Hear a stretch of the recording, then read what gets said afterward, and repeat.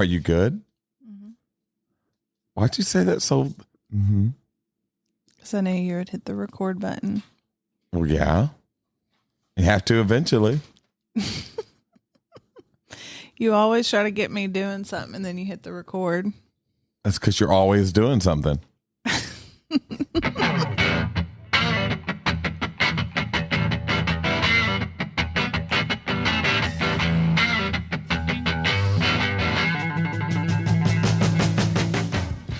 I wish we had a camera so people could see your faces that you're making. I can't wait till you get your own room where this can go in. You're probably right. Well, yeah, you think can't wait for that? Finally be video? Yeah. We've been working on for a while. Right. Same. It's a prayer. Well, yeah, it's a prayer. Yeah, I'd say so. What's up, everybody? Welcome back to a brand new episode of the Almost Brothers podcast with my wife. Yellow. No Almost Brothers today, just me and you. Yeah, the better one. Oh, the better host. There you go. Okay, my favorite host, if that makes a difference. You have to say that. I don't have to say that at all. I mean, I could not say that. And on today's episode, we're going to be talking about wisdom, how to gain it, how to keep it, how to receive it, and how it just never stops or shouldn't never stop. Correct. Well, go ahead, babe. Open up. Share some wisdom. I forget sometimes how old I am. That's not good wisdom. What? No, I think talking about wisdom, I think wisdom comes a lot from, of course you could learn it. There's a lot of things that you could learn and grow and read, because leaders are readers, which is a cool saying because it rhymes. But I think a lot of wisdom comes from experience. Yes. Like things that you go through, sometimes we wonder why we go through certain things. And really a lot of times it's to gain wisdom. You gain wisdom from going through those hardships and the tough times and even the good times, but you earn a lot of wisdom going through those things. Yeah. And I think growing up in kind of like a situation I grew up in, it made me grow up faster, kind of. So I gained a lot of street smart really early on. Right. Yeah, because you said you were doing clothes at what age? Like 8. Right. Yeah. And most people don't have that type of... How to work a washer, dryer. Yeah. How to get your clothes ready for school. It was like we were on our own. Right. With parents in the house, but we were really on our own. Like... how to start a bath, how to, wash, how to, How to what? How to wash. How to wash? Okay. Oh my goodness. Okay. Ooh. Sorry, the country accent. Yeah, it's pretty thick. But yeah, and you learn the things that people either, I won't say never learn, but it takes them later on in life to learn. So by the time they're learning these things, you've already are rooted in how to get those things done, how to take it. Well, even just making sure you have something to eat on days where your parents don't make anything. Right. And then you kind of have to fend for yourself. A lot of processed food. Right. Well, yeah, but you earn wisdom in that, and even now you're able to use that for our kids. Because you've learned that, So that's something. Yeah, that's something at making a bad situation, learning something from that bad situation. I know we always say it in like the sports context, but you learn a lot more from a loss than a win. You learn what not to do, how to change things, what you can work on, so I think a lot of the situations we're put in, if we take the time, we could pull good things out of a bad situation. Yeah. Have you ever been in those situations where you just see, I can't learn anything from this? Sometimes I think that. Yeah. But I think the only reason why I think that is because my brain gets lazy. Right. And I say, I cannot learn this when I know I can. Right. If I just put in the effort. Yeah. And that's what I was going to get to is I don't think there's any situation we get put in that you can't learn something from. Right. So I think that's exactly on point. Is we get lazy and we don't want to see the good in that bad thing. We don't want to think, man, I was able to learn something out of that, because we either it hurts too much or we get lazy and we just want to say, oh, it's and we play the victim, instead of saying, no, there was things I could take out of this and learn and grow from. Yeah, because I was reading something the other day, and it said, you have to fall, whatever it is you're learning, whatever it is that you're striving for, you have to fall in love with the process. Yeah. And that is something that we just do not want to do. We don't want to go through the process of anything because, the way that the generation is now, we just want it right now. We want it right then. Yeah. And we don't want to go through the process. It's just us being either lazy, or we already look at ourselves as failures, or we know we're going to fail, or we say I can't. And so you really have to just, no matter what it is, even if you fail, you have to fall in love with the process and then pick yourself back up. Man, that's so good. I can't remember who it was, but he was talking about that. He said, I am the, what did he say? Or how did he put it? He said, I am the longest overnight success.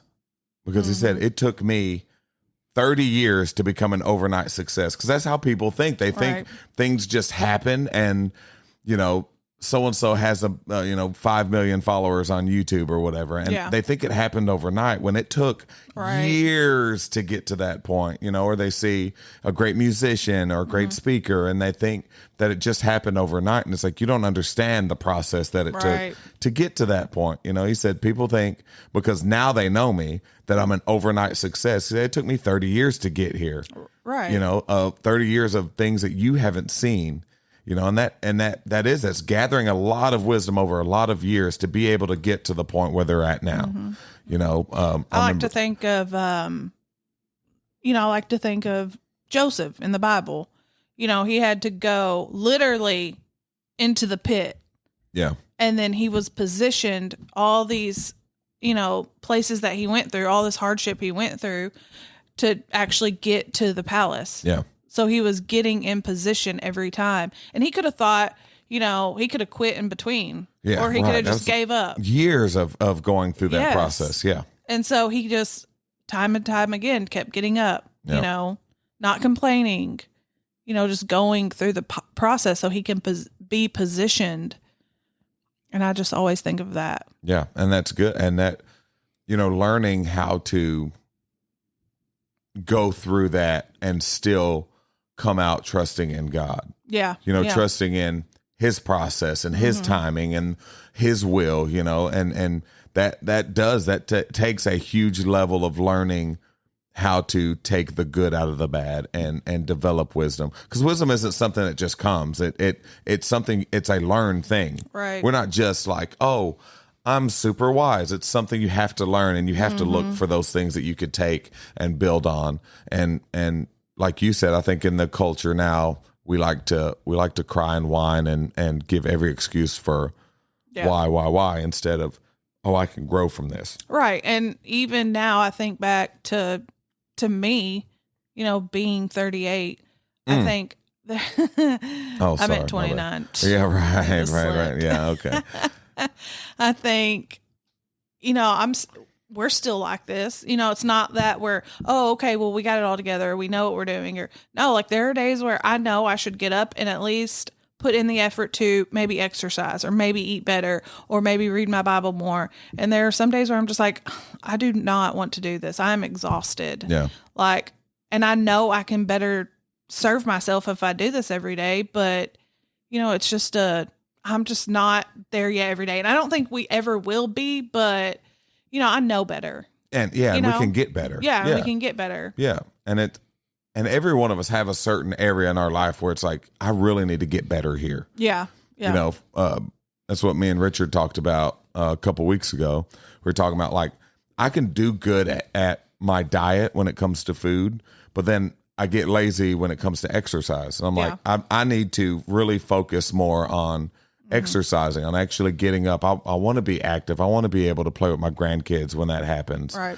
I don't want to just be torn apart. I know I've got back problems. I've got this, but I wonder how much my lack of exercise has contributed to that.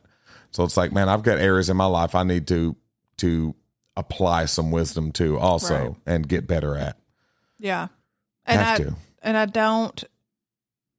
I don't want to just think, oh my gosh, like she knows it all, or she's just so full of wisdom. It's like, no, I'm still learning. Right. I'm still, taking apart, when I study a story in the Bible or I have questions about, I'm still taking this apart. I'm still diving in, even though I've heard the story a million times. Yeah. Because we can get to that point where I've heard it. Oh, I've heard it a billion times. I think that's the exact opposite of that's lack of wisdom, thinking that you've got it all together and Exactly. I think the most wise people you can talk to are usually the ones going, yeah, I don't really know as much as you would think. Yeah. And really understand that they need to be in a room where they're constantly learning and growing and being pushed and stretched. That's why they say, if you're the smartest person in the room, you're in the wrong room. Right. You need to be with people that are going to pull you and stretch you and teach you. There's nothing better than being with someone that tells you something you had no idea. It's like, oh, wow, I didn't know that.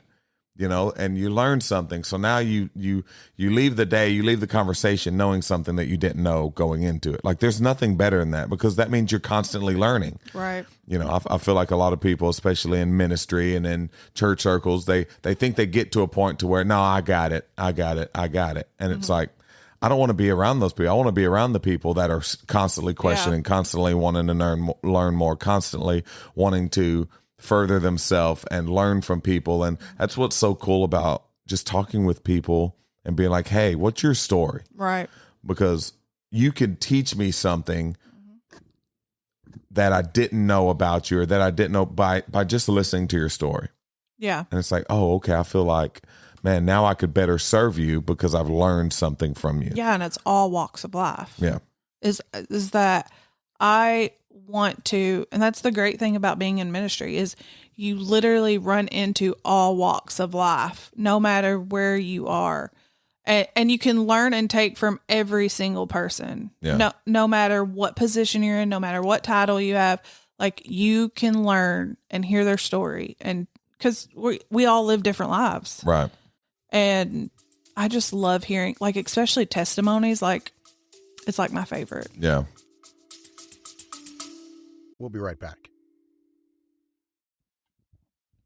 Well, hey there. This is Mike from the Almost Brothers podcast. We want to thank you for checking out this episode. I want to ask you, has this podcast encouraged you in any way and you would like to give back? Well, guess what? We have a way that you can do that. Okay, you could do $3, $5, $8, or $10 a month. What this does is this helps financially support the show so we can continue to put out good content and encourage you. So if you've got time, go down in the show notes and click on that support button that will take you to the page to where you can give back and help us to continue this thing. Back to the episode.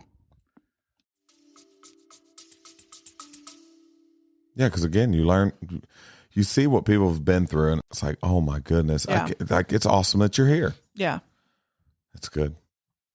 Let's talk about your B-Day. Let's not. Speaking of wisdom comes by the years, and you've got 38 of them under your belt.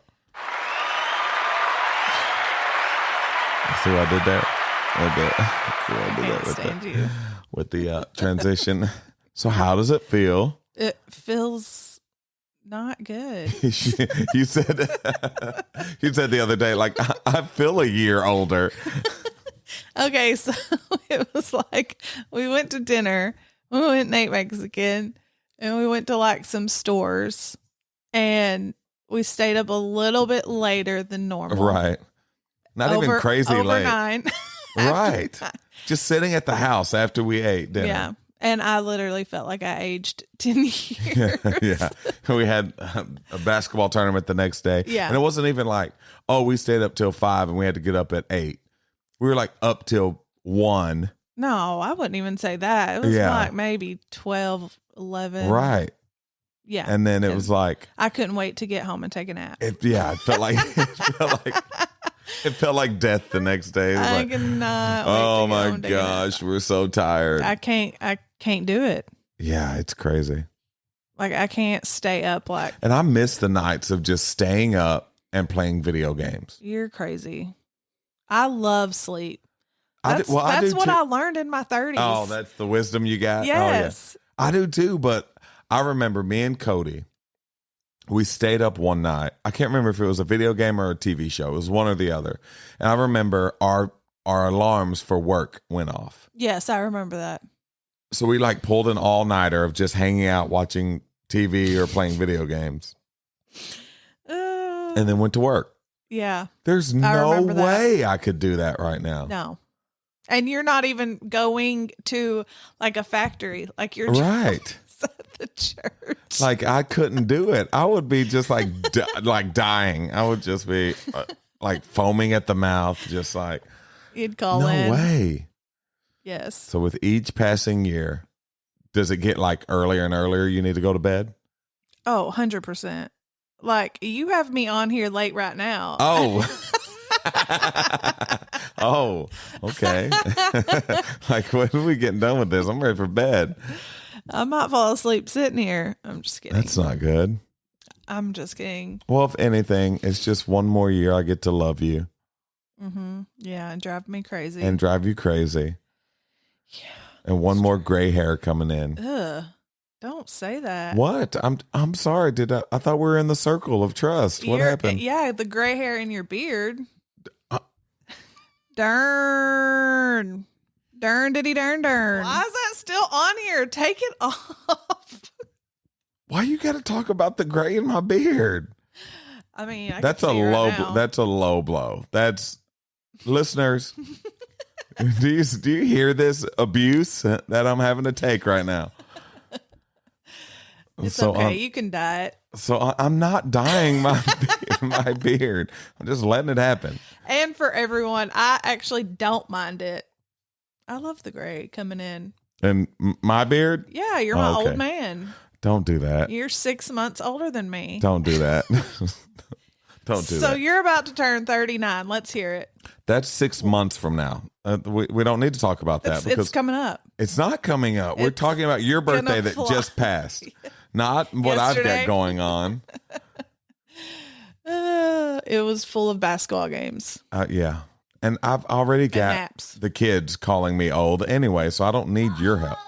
You be quiet. So I don't need that. So switching into the next segment is That's What's Up. So this is where we talk about what we're watching, what we're listening to, a TV show, a movie, something you're looking forward to, a video game, on something from this week or something that you'd like to watch or listen to. Do I have to participate in that? Yes. I really need to get a hobby. You really do. You really, yeah. Work. You did say church. that the other day. I need a hobby. That's about it. I mean, what's the last movie we watched? Oh, we watched that one horrible movie, Juror Number 2. Okay. That was pretty bad. That was bad. Yeah, that was pretty bad. We watched with Tyler and Liv the other night. Oh, like Speak No Evil. It wasn't terrible.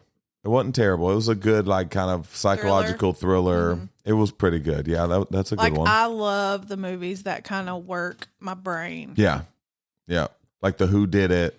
Yeah. I love, like, the detective. Yeah. The scruffy detective trying to figure out who did it. Those are good. Yeah. Yeah. I'm looking forward to hopefully owning a PS5 sometime in the near future. And don't breathe hard. It's at your age, you shouldn't be stressed out. So breathe a little bit. No, but I'm really gonna try my best. You know, this was one of our challenges that we did. Me, Tyler, and Richard. Oh yeah. I'm really gonna start trying to take my Mondays to kind of unplug and hang out and do things that I love doing. Yeah. So video games is one of those things I can kind of shut my brains off and my brain off and just kind of hang out. So if there's you'll a few ever games shut YouTube off or the that's news. So true. Yeah. That's your resting time. Is Kind you of, put on yeah. YouTube and you put on like a news channel? Yeah. Yeah. That's true. But hopefully do that and play some play some good games, catch up on some games I've been wanting to play for a while. Does Overcooked count? No, Overcooked Why and won't Dr. you just- Mario, that doesn't count. Oh, those That's are my not- favorites. I know that, but that's not how. I've got to focus on Dr. Mario. I can't let you beat me, okay? So my brain doesn't shut off for that. I've got to focus. But I know that this weekend we look forward to that. We're going to be in Branson. That's going to be really fun. Yeah. So we look forward to that, and we're going to play some video games with the family. We got some games that we play all together, so that's going to be fun. I'm really, really looking forward to that, like more than usual. Yeah, it's going to be a good time. Get to see Aaliyah. That's going to be great. Yeah. And just spending some good time, sitting by a fireplace, drinking coffee. Yeah. Come on. So what would you like to see in this year of 38 years, moving into 39, one step closer to 40? I know we kind of talked about this on like what we'd like out of the year, but you personally, it doesn't have to be anything with me or the family. You personally, what do you want to see this year? More trips. Duh. Oh, we know that. We talked about that. Duh. Yeah. No, I would like to take more time away. Yeah. I do tend to work a lot. Yeah. And even though, like, just like any other job, you get vacation, but, actually taking it to enjoy. Yeah.